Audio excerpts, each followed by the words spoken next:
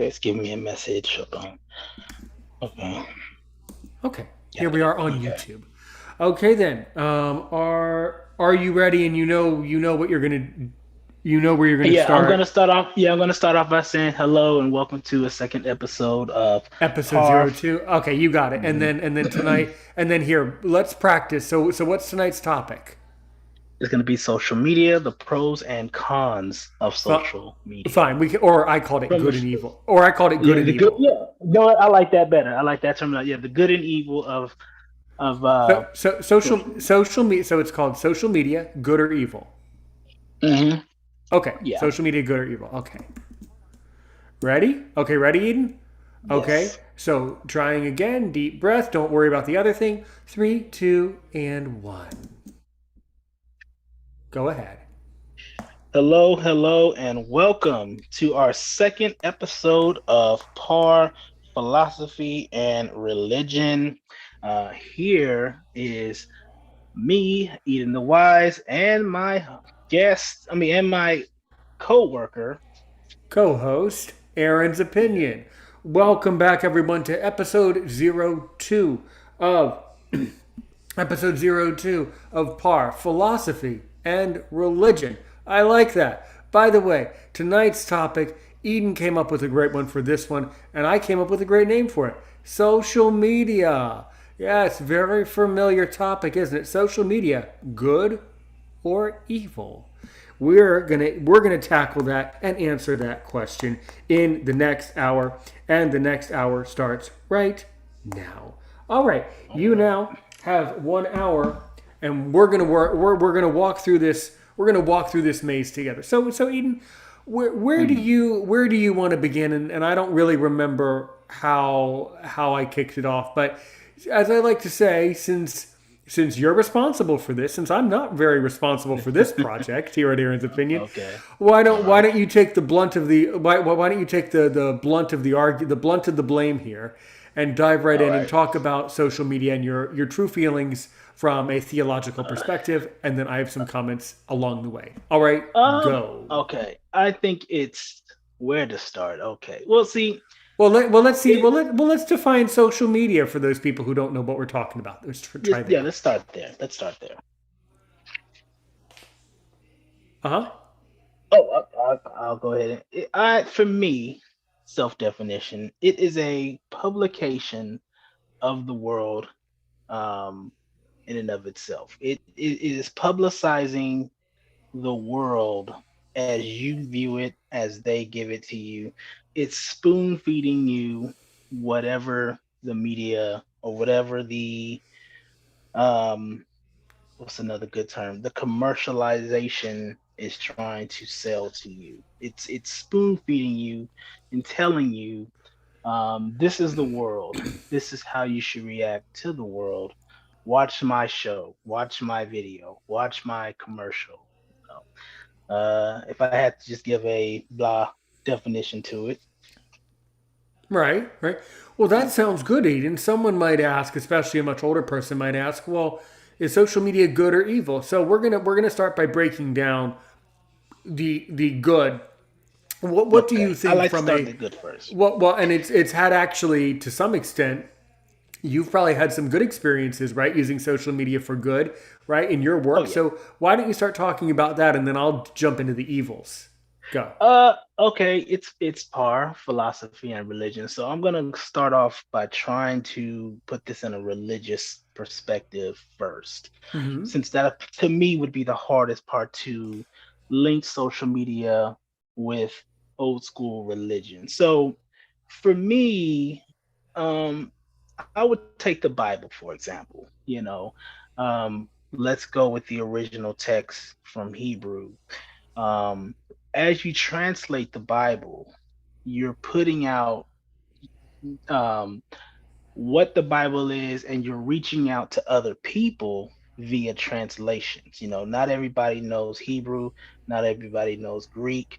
So you're putting out a book, essentially, a book of books, the Word of God, and you're putting it out there so other people can know about the word, can know about the gospel. So on a religious basis, you're putting out. information so that other people can read it and interpret it so that other people can read it and interpret it.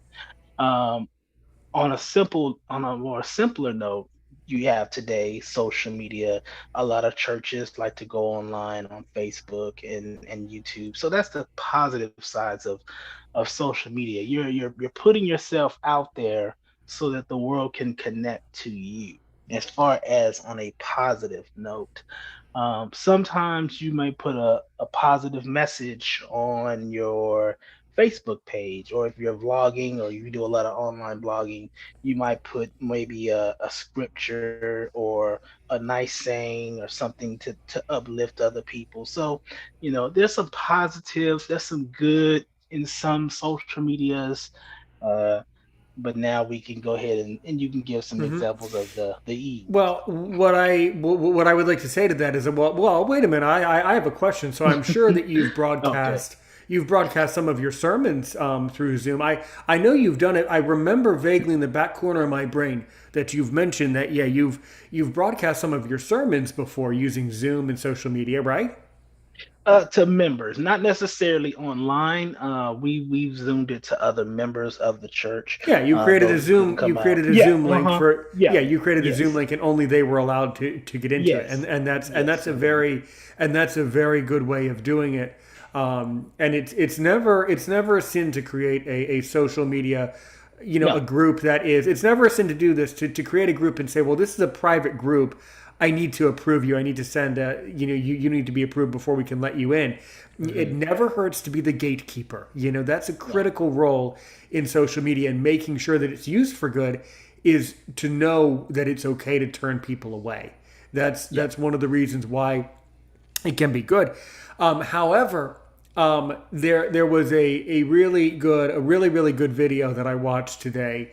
And the Hmm. video was basically a clip from some of the things that someone that I tremendously look up to in the podcast, another great podcaster, another Hmm. phenomenal philosopher, just like you or I, the great Dr. Jordan B. Peterson. I've never had the honor of sitting down with him for an interview. I would love to pick his brain too. He's a brilliant podcaster and just a brilliant person. Mm. But one of the things that he said was, one of the negatives is that, would it surprise you even if I told you that, according to Dr. Peterson and Aaron's opinion, when people use Hmm. a lot of social media, especially Facebook, they become very depressed. Hmm. Why do you think that might be the case? What would be so bad about using Facebook? What do you think?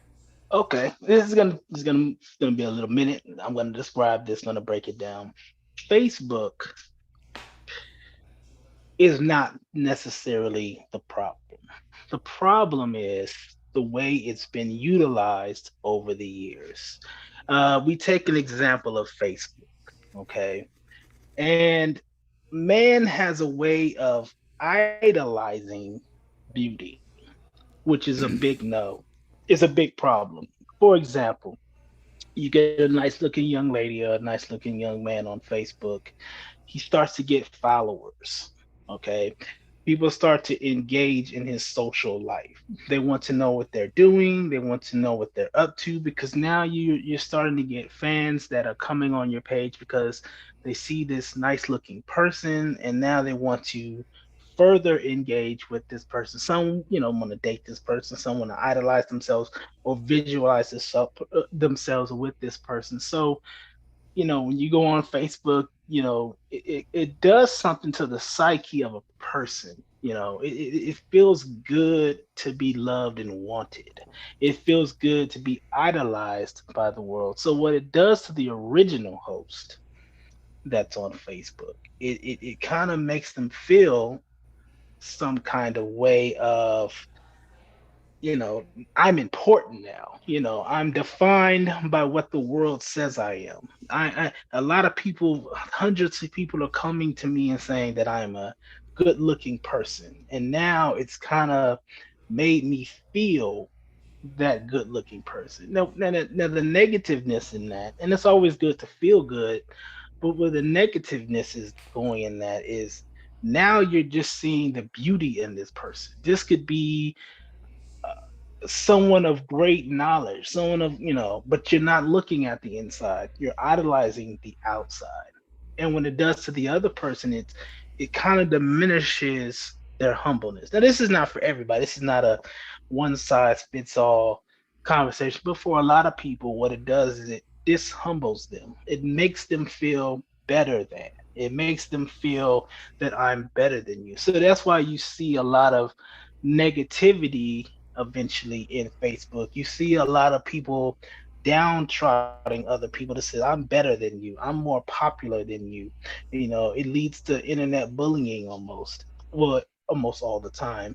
And so when you're verified by the world and not yourself, it kind of makes you feel the above all. You're the common denominator. You're the person that everybody wants to see and talk to, and now you're popular. And then it goes to Instagram, and then it goes to modeling or whatever whatever the path takes you. Facebook is more of an instrument, and we'll get into that a little later on.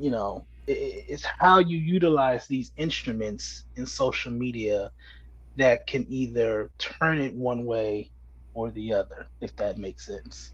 It does. The problem with Facebook, and you're very right. The problem with Facebook is this: is that Facebook is a platform for people to connect, and that's wonderful. Yes. We couldn't. Aaron's opinion would not have been here. And by the way, I've been getting so many nice comments about these videos, so thank you. Aaron's opinion would not be here, if it wasn't, really, if it wasn't for Facebook. And primarily that Instagram too, but mostly, guys, most of the internet is revolving around Facebook. Because whether you're using the Facebook app directly, you're still probably using a product that has the same software or similar thereof. Here is the problem that that Dr. Peterson brings up in a particular video, is that, and I completely agree with the way that he said it. Basically, Facebook, what it is a amplification tool, where basically we're basically shouting out information over and over and over and over and over and over and over again to the world, to the point, to the cheer of the dopamine rush of the like button, of the this button, of the that button, that button, that button, that button. So then, over time, when you share information too much, basically, and this is the way that I interpret the philosophy and the way that I think about it, right? If you share something too much, or if you print too much money, or if you have too many of something, it loses value. Yes. So what has happened over time, whether we realize it or not, and we do not realize it, I do, Dr. Peterson does, Eden the Wise does. Hopefully you in the comments over there on YouTube do. But the greater reality is we're going to have to wait 10 or 20 years for society and the world to understand how, on one hand, how much Facebook has helped the world. And nothing has helped the world more than Facebook. I tremendously support Facebook. I do. What I do not support is the fact that people who use the thing don't seem to understand that them constantly slapping and pushing data out to me over and over and over again. Basically, okay, I heard you, man. Okay, that's enough. Yeah, that's enough. Exactly. And what that does psychologically, and they're starting to do studies, is that shuts down my ability to actively listen when good information comes back to me, right? This is fundamentally dangerous. Again, I need to repeat. Je répète for the French listeners. Oh, there's someone from France right there, I think. Hi, bonjour. But take for example. I mean, this is all very serious. It's almost like the story, the fable that all children learn. It's almost like the fable, right? The boy who cried wolf, right? You know it, we all do. What happened? Yes. The boy said, "Oh, wolf, wolf, wolf," and then he was joking, ha ha ha. It's just the cat, it's just the dog. And then one day when the wolf really does come to the village, and he says, "Wolf, wolf, wolf," nobody believed him, not a soul. And then so that's truly how I kind of internalize Facebook, and how I interpret a lot of the social media. Some of it, The stuff that we do here at Aaron's Opinion, where we're trying to educate people, that's the good noises. That's the good noise. Yeah, And I'm not yeah, just saying it because it's my opinion that it's good, although it is. But the fact is that this noise should be the information that should be digested and heard through headsets all over the universe and galaxy. The problem is not either you nor I nor Facebook nor Zuckerberg. None of yeah, us, included Facebook included, none of us are the problem. The problem is that people have shared too much too much crap, too yeah. much male cow dung over and over again, and it's created a situation where we're all just depressed seeing each other's fake lives, you know. Yeah. But yeah, go ahead. Again, with the amplifying that you mentioned, sometimes people don't like their lives. And when you give them attention, they want more of it. Like you were saying with the money, the more you have it, the more it devalues you. I compare it to a poor man, a bum versus a rich person.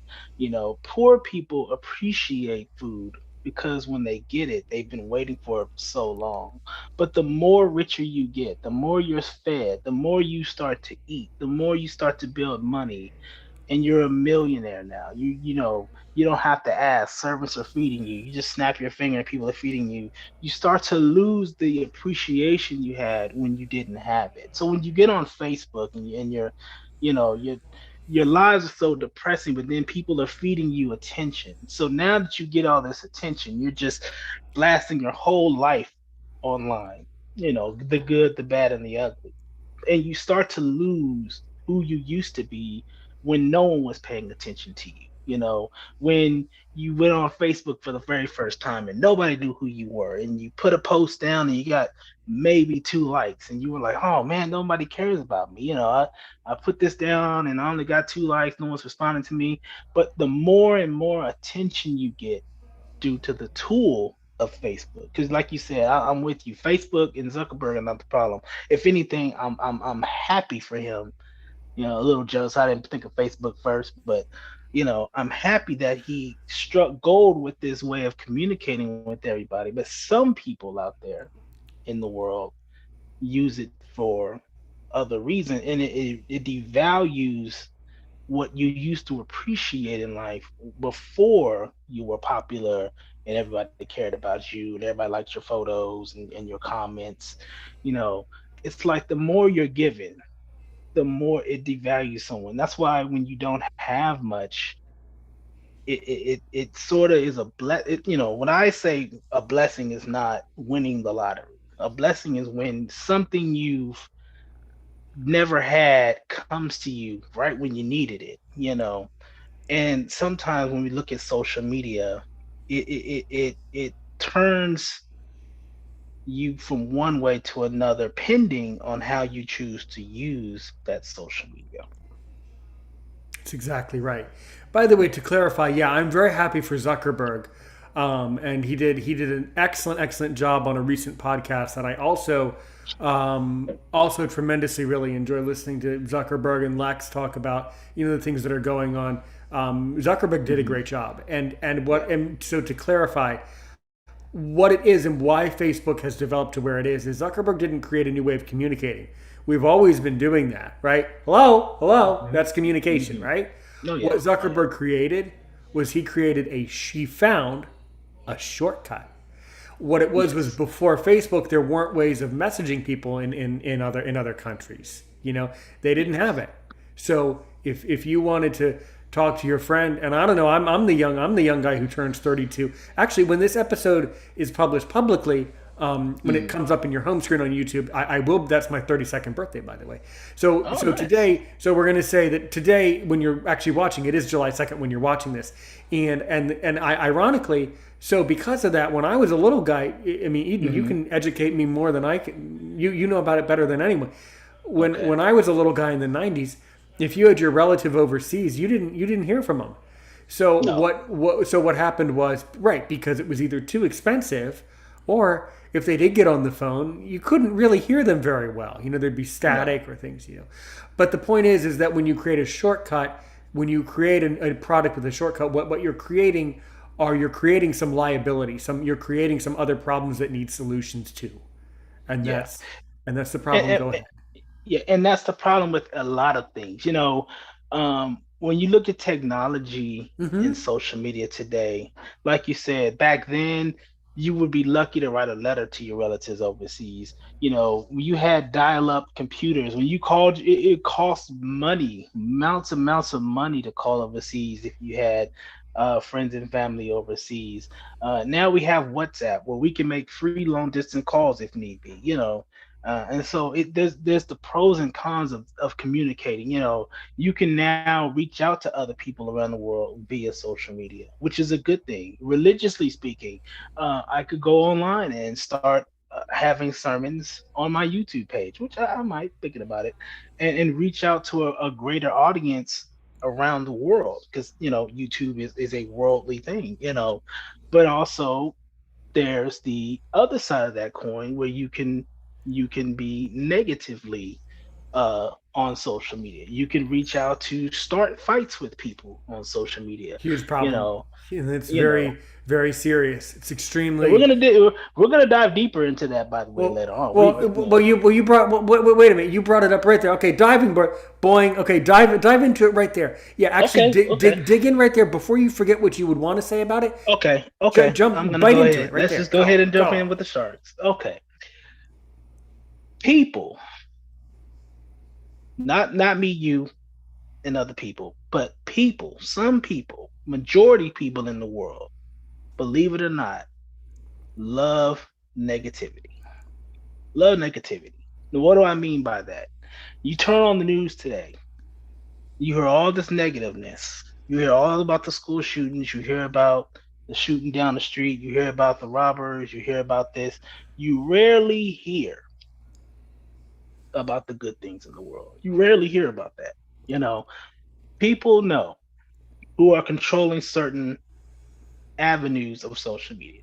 They have evolved to know that if you want a real audience, you have to bring negativity to that audience. If you want people to tune in your channel, you want more viewership, you have to make social media a depressing, evil, scary thing.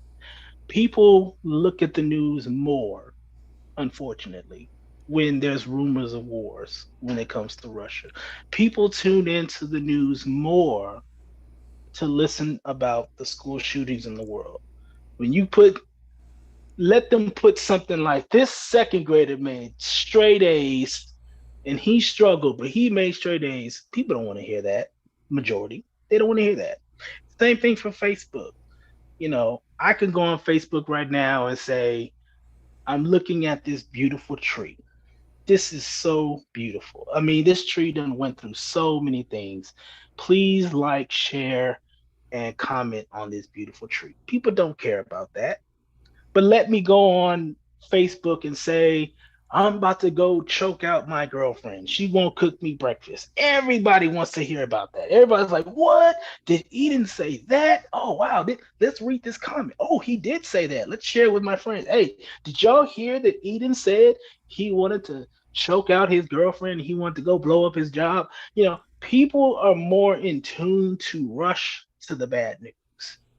And unfortunately, in a world like this, people have caught on to this and said if the more negativity we put on TV, the more, the more depressing news, the more the scariness, the fear factor, which we've already talked about. Fear is a way of control. If we put this on TV, people are gonna watch because that's what they're attuned to now. Does that make sense? It does. And I think the reason why people rush to bad news is Mm-hmm. because that's a survival skill, right? It If you're, is. It is. that's why, and that's what social media revolves around. This is Mm-hmm. all in our mind. This is pure Mm-hmm. survival. If in fact probably. I would be the same way. Naturally, I would watch some of these bad stories about negative things Mm-hmm. happening. Why? Because I want to make sure I'm okay. But you're Yeah. absolutely right, and that's why people would be alerted by it, and Mm-hmm. they would run to the trouble and say, "Well, how can I help you?" Yeah. It's a tribal, it's a that's a survival skill, and I don't think there's anything that people can do to No. actually prevent that in any stretch of the imagination, apart from the fact of realizing that if there's a true problem, check your messages on your phone. Because Oh man, no one does that, probably, Aaron. probably, but I don't understand why. Because you know what? If someone else is having a problem on Facebook Mhm. and they come to me with a problem, I mean, I'm going to help them out. I'm going to try to figure it out with them and Oh help them yeah. solve the problem. And I have. But if there's a real problem where you are Mhm. really, really, really concerned about the safety of your life, go to your loved ones. Yeah. Don't go to Facebook. Shield them. Well, and you know what? And that's why a lot of people do. We want to know if we're going to get invaded. We want to know how close the shooting was to our children, to our schools. So, it's a wonderful tool if you want an audience. If I'm CNN or Fox News or people want to watch because they want their families to be safe. You know what I'm saying? I mean, that's just the way of the world. But what it does also is it's highlighting what's wrong with the world. What I'm saying? We're not in the 80s and 90s anymore. I didn't have to worry about school shootings. Yeah, people brought guns to my school, but I wasn't worried about getting shot at school. You probably wasn't worried about getting shot at school. Well, 32 maybe, because you're still young.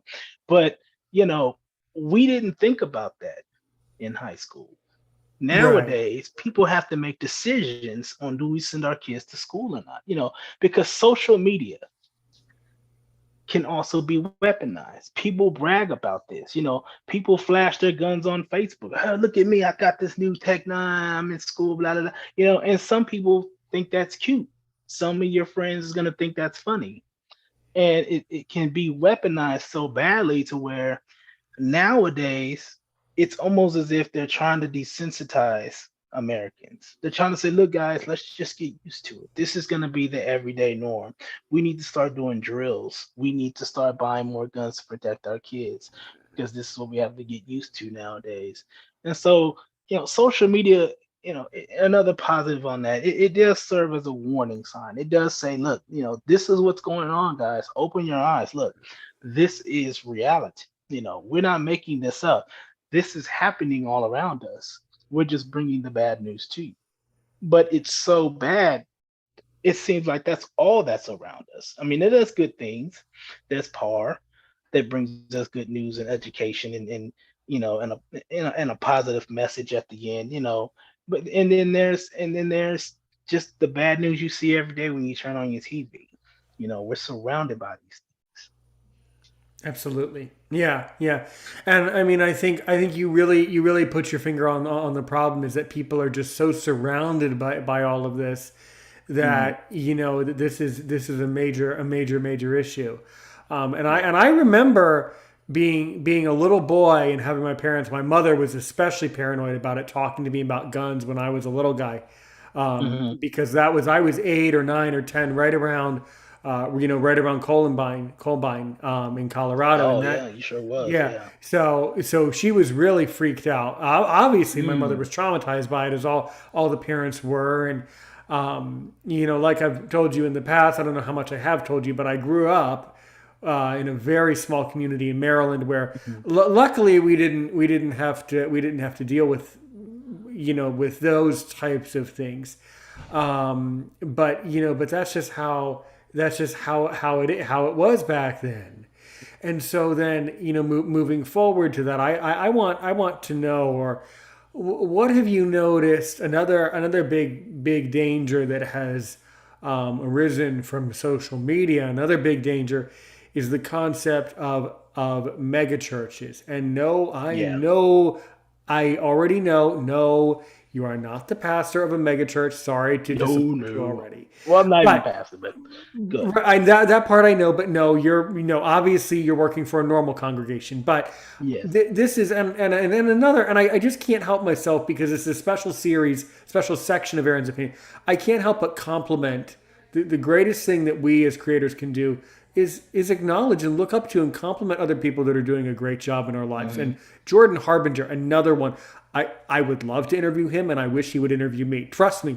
If anybody's Yeah. got that number out there, text him and let him know. Hey, Man. Aaron's Opinion is trying to get in touch. The point is that on one of his recent episodes, which I loved, he talked about the danger of these how do I even express it? Like these feel good, different, Uh, different, what's it called? Yeah, I think you know what I'm talking about. Where you join like some, these gurus and oh being, man, yeah, yeah. What, yeah. so what's your philosophy on, apart from not giving money to people like that, to gurus, what do you really think is the philosophy about how we need to combat that psyche? Um, let's just go use Jesus for an example. Okay. Let's just go who? I didn't catch it. What's that? I'm Let's go. sorry. Let's use Jesus as the example right quick. That's a Just perfect the simple example. tool. He did not teach the multitude. The bigger the crowd, he got away from that. He wasn't a mega church kind of guy because he knew not everybody was there for him. He was a spectator to some of those people. Oh, I heard you could do this. Show me this. Show me that. And he was like, I'm not here to brag and spectate. I'm only here to save souls. I'm here to teach the people how to save their souls to get into heaven. I'm here to give you the second chance to open the door. So, kudos to the mega churches. Some are good, some are bad. I'll say the bigger the church, the more people you can put in there. But sometimes you can't entertain the multitude. Sometimes you just have to focus on those who are focusing on you. And even then, as we knew, a lot of the disciples that he taught, even then didn't get it. These are people that had hands-on, face-to-face, personal time with the man we call Christ. And some of them still didn't get it after well, we know what happened, when he got traded in to be crucified. We know what happened with Judah, but even then there was a lot of them that doubted him. We know there was those who were afraid to, spread his word because they were afraid of being persecuted. So, you know, sometimes the bigger you are, the bigger the targets on your back. Sometimes you don't want to talk to the multitude. Sometimes you want to just focus on the people who are really trying to get their lives together. You know, I tell people all the time, if you have a small church, there's nothing wrong with that. One of the greatest churches in the Bible was in jail. When one or two got together, that was a hallelujah good time. So to me, it doesn't necessarily, the numbers mean nothing. And sometimes, like I was talking about on Facebook, sometimes the numbers game works against you. It makes you feel like you're bigger than someone else. Sometimes it makes you feel like you're better than somebody else. So now we have internet bullying coming into play because now you have so many people solidifying you. You feel justified now in making this person feel bad because they're not as popular as you. And it's not just social media bullying. It can happen in real life from social media. You see a girl on there and you don't like her, she doesn't like you, and then it leads to bullying. Oh, well, I have more friends than you. And a lot of people do these things because the crowd is around them. I remember in high school, a lot of fights started. If it was just the both of them, they worked it out. When nobody was there and I'm walking to class, they walk it out. And they say, whatever, whatever, you know what I'm saying? But let the crowd be around it. Let everybody egg it on. Oh, you gonna let them talk about you like that? You gonna let them do that to you? There you feel you have to prove a point. Now you feel like I have to be the bully. I have to be the bigger person because now the pressure is on. People are looking at me, and now I have to be the bad guy. I have to start the fight. I have to win the fight because now people are here and I have an audience. And the more people are around me, now I feel like I have to be pushed to be this person that I would not have been if it was just me and this person. See what I'm saying? I do. Yeah, I do.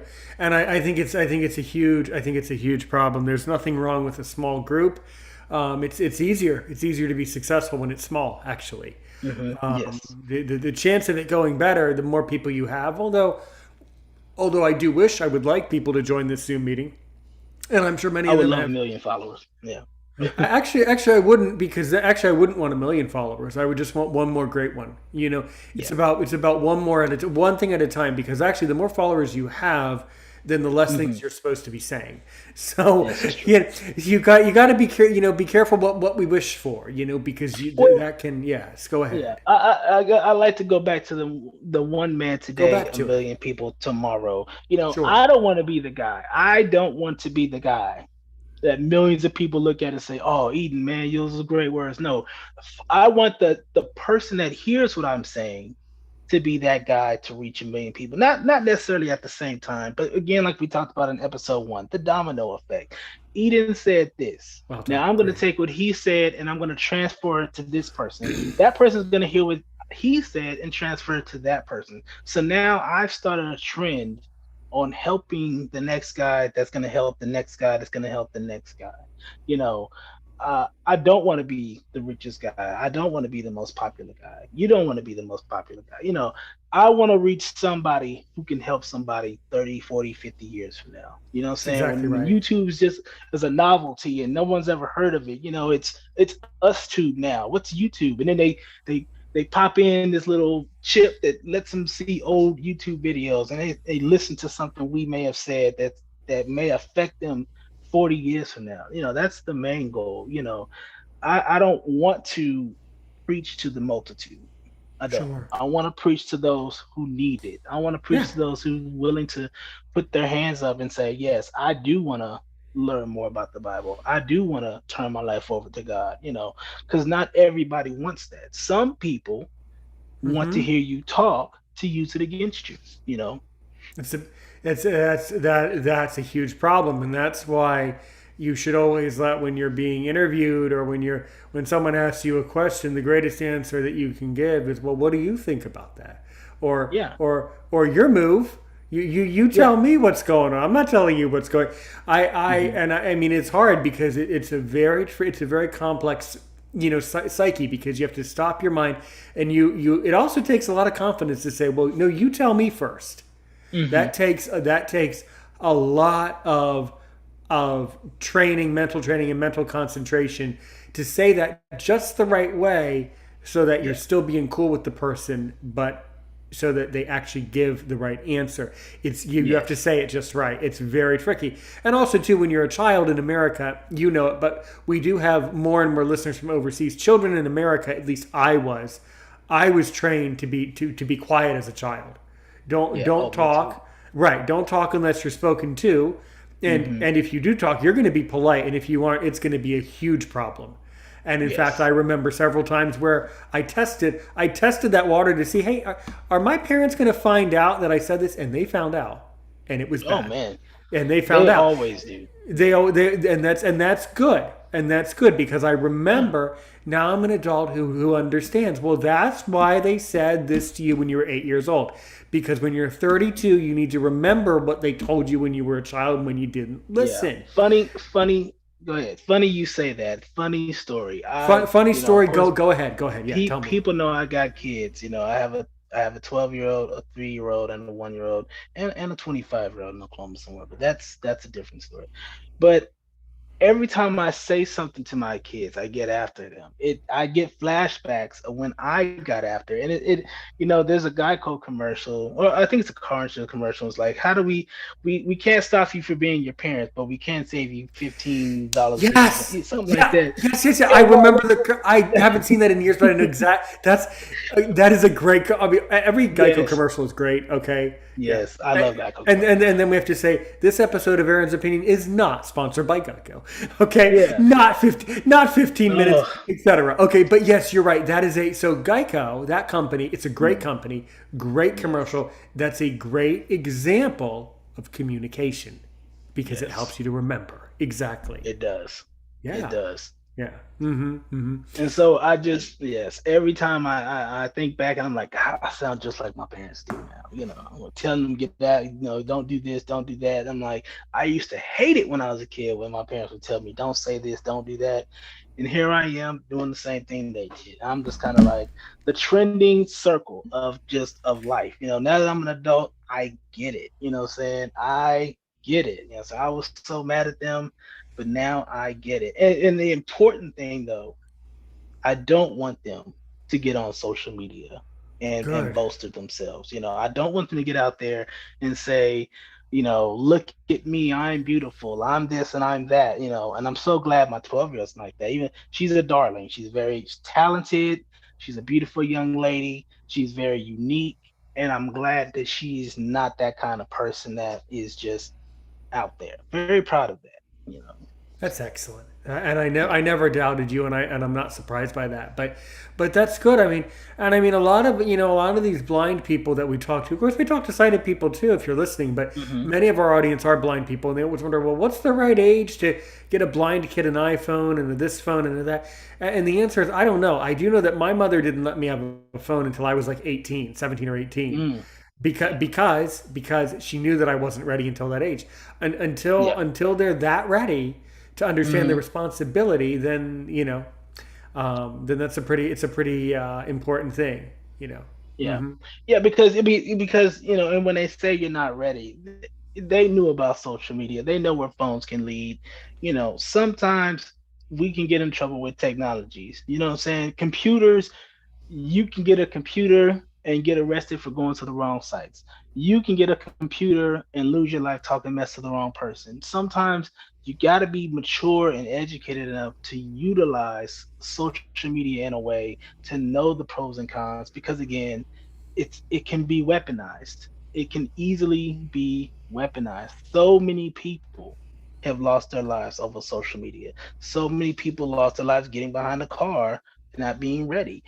Sometimes, you need these parents, you need leaders to say, you know, there's a good way and a bad way to utilize social media. You know what I'm saying? You'd be surprised that you look at a message on Facebook and it looks one way, but the person behind that keyboard can be so messed up in the head, can be so depressed on life, and you won't even know it. You're just looking at the words, we're liking it, and they're just screaming, please, please love me, please pay attention to me, and maybe they're not getting it at home. Maybe they're not getting the love they need. So they go elsewhere to try and parade their emotions, to maybe look for that acceptance. It's kind of like being in a gang. A lot of gang members I've talked to and came across, a lot of them say the same thing. I didn't have the mom and pop in my life. Saying I joined them because I felt alone. I felt like I needed that attention. I needed that verification that I was somebody. These people related to me because they would give me the proverbial, I got you. I'm here for you. Saying we're family now.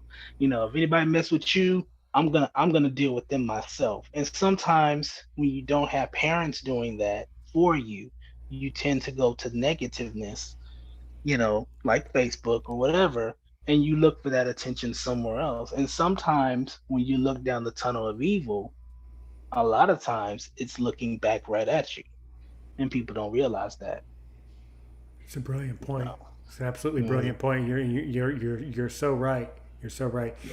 So I mean, it's really, I mean, it's really hard. It's really hard to know, But you're very right that I would argue that social media in one way and in every way has Mhm. has pulled us further apart just as much as it pushed us together. You know, Yeah. it's separate. It has divided the world just as much as it's conquered. Yeah.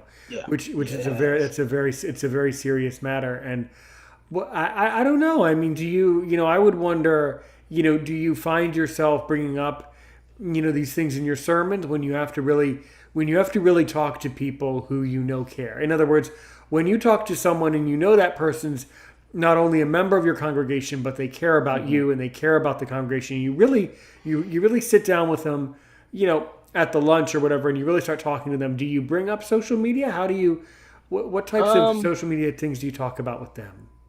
Uh. Social media rarely. Sometimes in my when I go on my philosophical tangents, I tell myself, what if Helen Keller had a Facebook? What would the world be like if she was here today and she had her own Facebook page? What would the world be like today?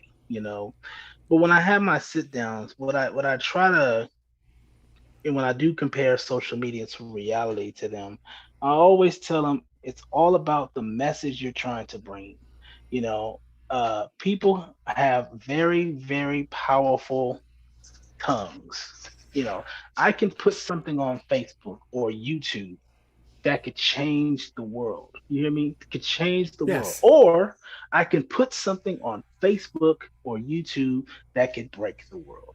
I have people don't understand how powerful their words can be. You never know what comes out of your mouth that could either make someone or break someone.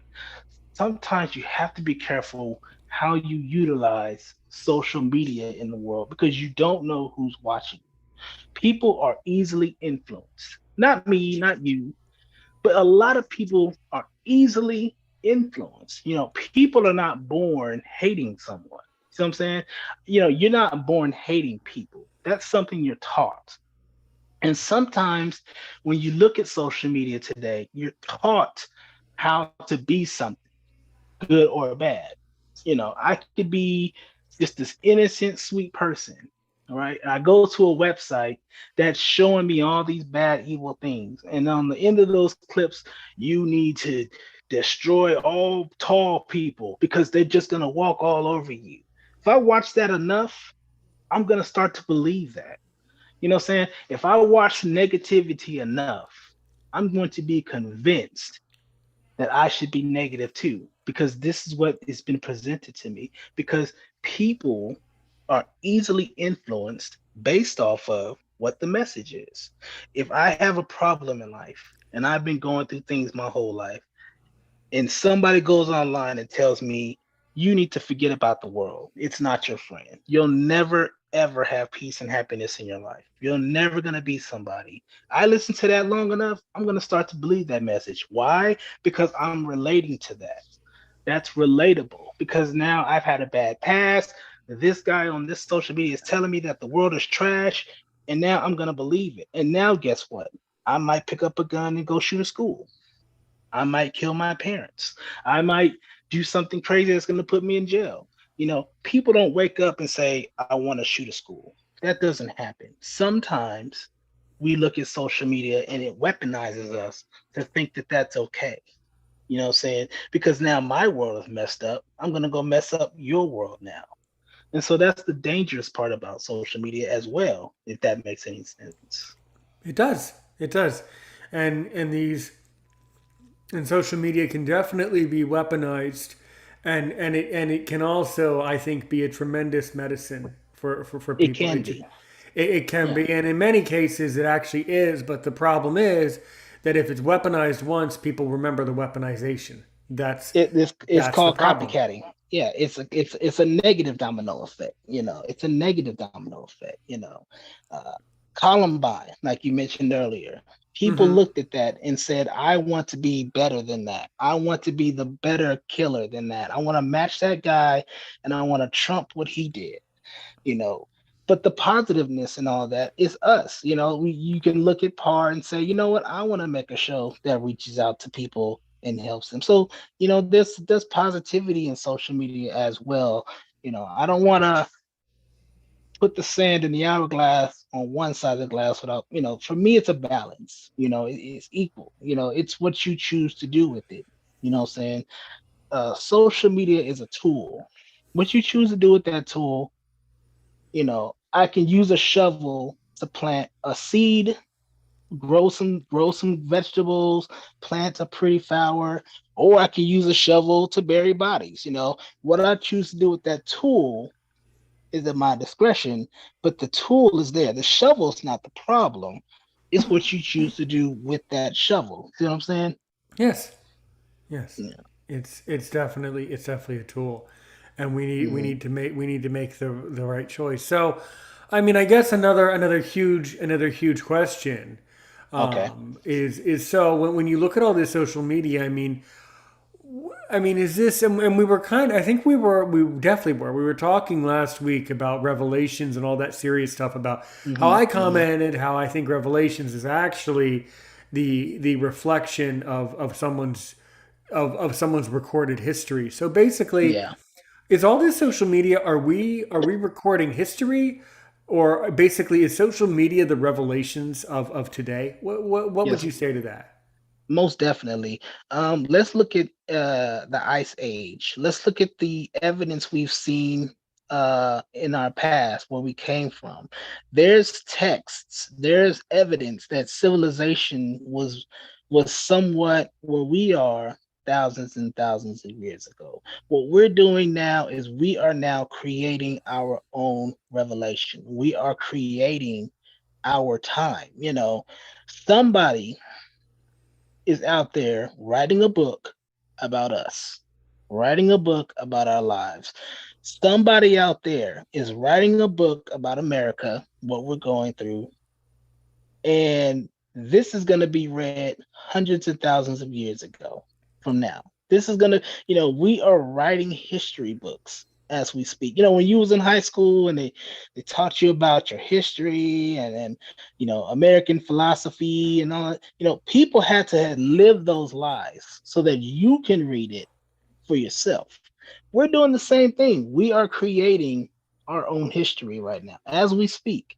You know, let's take our show. Again, we don't know what YouTube's going to be 100 years from now. We'll just make it a nice round number. We don't know where social media and YouTube is going to be. We know what we're recording now. We're recording on Zoom. We're putting this on YouTube, and the greatest mystery is, where is this show going to be 100 years from now? Me and you won't be here, but where's our legacy going to be 100 years from now? The Bible is so vast, and I was thinking about this on the way home, and I kind of preached on it a while back.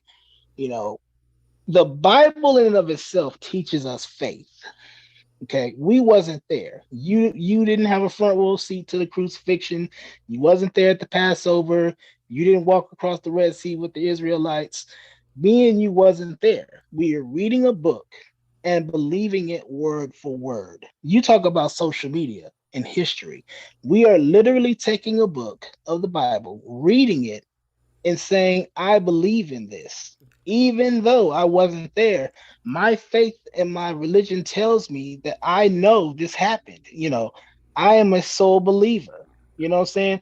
Atheists could walk up to you and say, well, how do you know? You wasn't there. You're just going to read a book that somebody wrote? Yeah, I'm a true believer. You know what I'm saying? So right now, when we create our history, there may not be no evidence of Aaron's opinion or Eden the Wise, but somebody may have read this, that passed it on to their kids, that passed it on to their kids, and say, no, guys, I was there. I listened to these two guys talk about this such and such a topic. I believe in them. I believe that they did that. And there's no evidence. There's no YouTube or videos are nowhere to be found. But somebody told their children that told their children about this. And somebody says, you know what? I believe you. I believe that they said that. I believe that that was a recording. Now, we're not compared to the Bible. That's not, we're not Moses and Jesus and Noah, but that's the comparison because, again, those histories happened thousands of years ago, and we believe in it as you know, as a Jew and a Christian. We believe what we wrote because A, that's what we've been taught as kids. That's what we grew up at, But B, we have testimony. I'm more than sure something happened in your life that said, hey, look, man, I don't know what happened to you, but this happened to me, and this made me truly believe in God. When I needed him, I tried him and it worked. So there's evidence that he has to be there. Otherwise, why did this happen? Now, people can argue, well, what if it was a coincidence? Well, I choose to not believe it was a coincidence. I choose to believe that God had something to do with that upbringing with me. See what I'm saying? Yes. Yes. And so, yeah. Mm-hmm. And so when I Absolutely. look at Revelations, I say we are living that life. Something big is going to happen. We may be here to see it, we may not be here to see it, but something's going to happen, and somebody is going to survive and Mm-hmm. write about this. Somebody's going to write about what happens to us today. Somebody's going to write this history, and somebody in the future, I do believe, will read our history. You know what I'm saying? They're going to read our history and they're going to say, wow, this is what happened. They're sitting there and they're flying cars, and if they ever get to Mars or whatever's going to happen in the future, you know, something's going to happen, something big, and someone's going to read about it. And we would have been a part of that. We would have been a part of that revelation. Absolute, absolute brilliance, absolute bro. You say you have such a, I mean, just the way, the way that you give knowledge is just so good. You're really good at injecting me with knowledge, and I really hope that other listeners listen to the great Eden the Wise, because you really, you just have a really good way of you Mhm. express yourself with 20/20 vision. It's almost like you aren't blind or something. It's like when you express yourself, it's like crystal clear to me. Like, Well, yeah, he's right. I would, Yeah. I preached a sermon one of these days, and it just popped in my head. It just came to me, and I said something on the lines of, "I may have lost my vision, but I never lost the vision." Talking about God, you know what I'm saying? Or Because even everybody or has, even or even or even stronger. You could say, I yeah, never lost I might have lost my vision, but I've never lost yours. That yes, there yeah, because I was depressed. I was mad when I was younger. I sure. was like, why is it that I gotta be the Now I blind forget. I straw? know you told me when I know you told me when I interviewed you a very long time ago I know you told me. I forget, what is the cause of your blindness again. I forget how you became blind. It's retinitis pigmentosa. Ah, It's hereditary. Yeah. and popular. A lot of that is so. That is so. But who told you to subscribe to? Who told you to buy that RP thing? That is so popular. Yes, it Wow. is. Gosh, God, it's helping. But you know what? It's helping you so. It's helping you so much, and it really is. I just spoke a few days ago. I think you saw. You saw that I spoke to the RP show. Yeah, yeah. Mhm. RP really. That's a very important situation, and I notice that it really affects people emotionally, Yeah. more than I can comprehend, because I was born blind as a baby with glaucoma. So Okay. it's very different for me. Whereas you remember being sighted, and but it hasn't stopped you, and RP should never stop anyone. So Yeah. that's really what I can gather from all of this wisdom. What do you think in our final 5 minutes here tonight, this morning? Okay. What do you really want to kind of ask me? I think it's a very smooth way for you to just ask me maybe one more question, and then we'll kind of, Uh, I mean, yeah. I'm a guy that says I would not be the man I am today if I was not blind. I love the fact that I don't see things the way other people do. I never can say I'm going to be blinded by beauty and things of that nature. As for you, do you see the positiveness in being blind today? I guess not. And here's what I mean, and I know you're going to understand. I guess Okay, not, because my that's a life has fair been. answer. Because here's a really good answer. No, I don't. Okay. There's no positive in being blind, because it's Hmm. me. Blind isn't Yeah, me. I am yeah, who I am. I yeah. think I know. I Hmm. am. Je pense, je pense, je connais, je suis, and I'm sure of the suis. I'm sure of the be that has become me. So Yeah, that's my answer about, well, do I see a positive? Well, there's no positive and there's no negative. It's who I yeah. am, It's and who that's what you I. are. Yeah, It's yeah. it's just life. It's just living. But that's part of the thing that I try to teach people who become blind. And if I tell them that, they'd be like, "Oh my God, that's horrible. What are you saying?" I was able to do all these things, but what I try to help people to understand is that Hmm. blindness, all it is who you are. It's just part. Yeah. In other It's words, a it's part just of it's who just you are. it's just a part of you. It's just part of it. It's not who you are. It's just one little detail, one little interesting Yeah. detail, It's like and you having long hair. which I do. I can. I have super powerful hair and a big powerful beard. So I do. Yeah, Yeah. and that's kind of the fact. But Yeah. no, there's no positive or negative. Are there things that sometimes, and I guess when I was much younger, and probably now that I'm older, I notice little things along the way. Every once in a while, I want to do something and I can't because you kind of need vision for that, and that kind of hurts a little bit. That's a little bit of a stinger, a little Hmm. bit. Hmm. That's a little Oh awkward, yeah. but the fact is that those things that I can't do, the things that I cannot do, are the things that I can do far outweigh the things that I cannot, and that's Yeah. that's Yeah. the that's the wisdom behind this. How would you like to? There you go. Helping those others that are like you, I I'm Trying like to. that too. I try to. I have my own woes, but I tell myself I put myself last. I want to help other people. I don't want to deal with my problems. I want to help people with their problems. It's But really yeah, yeah, It's really good. I think we've covered it, and I don't know if social media is good or evil, but you guys comment below. Don't forget, you can use social media to tell us, is social media good or evil? Don't forget, use that Facebook thing to like the man. video and raise your happiness and pump it in those endorphins, and let's get some numbers here. Pump in those Yes, numbers, click those, like click, and tell us how great all of this stuff is, or tell us how terrible it is. But I'm noticing that people are responding in a very interesting way to this par section.